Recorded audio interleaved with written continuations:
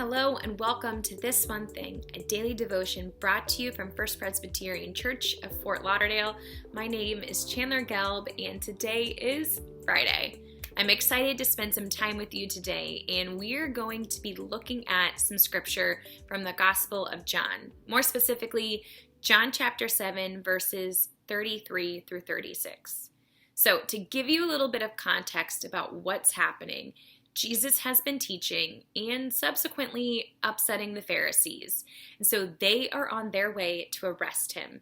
And so before he is arrested, Jesus decides to tell the crowd what is going to happen.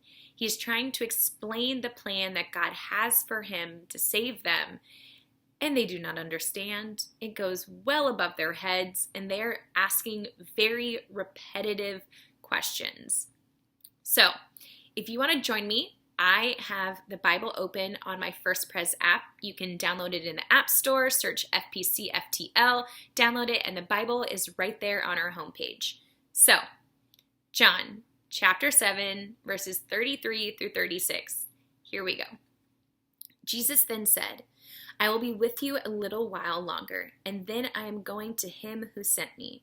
You will search for me, but you will not find me, and where I am, you cannot come." The Jews said to one another, "Where does this man intend to go that we will not find him? Does he intend to go to the Diasporian among the Greeks and teach the Greeks? What does he mean by saying, 'You will search for me and you will not find me, and where I am, you cannot come'?" Have you ever tried to explain anything to a child?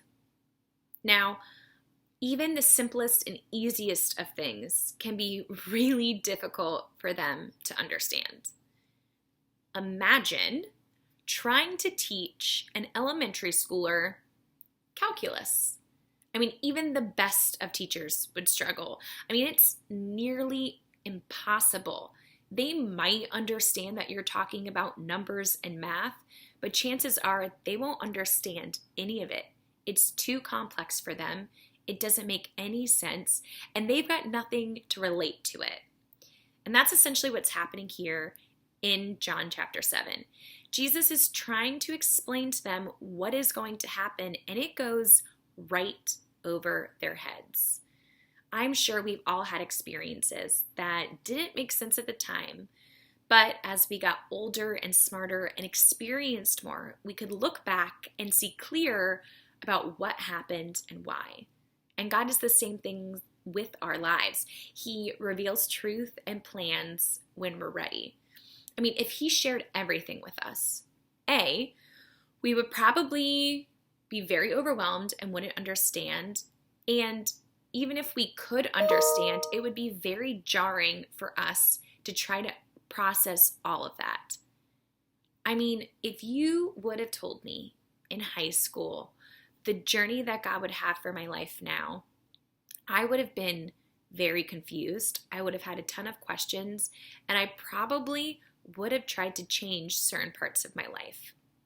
But God has a plan for our lives. He isn't revealing everything all at once because we're not ready to have everything revealed all at once.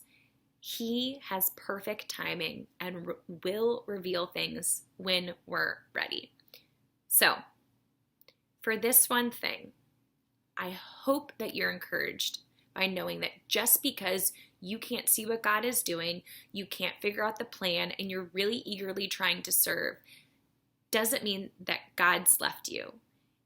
God is a good, good Father. He has a good plan for your life. And just when the moment is right and you are ready, God will reveal the next steps he is asking you to take. So, I hope you have a wonderful weekend, and I hope that you will join us for church on Sunday for our live stream. We really look forward to having you there. Thanks.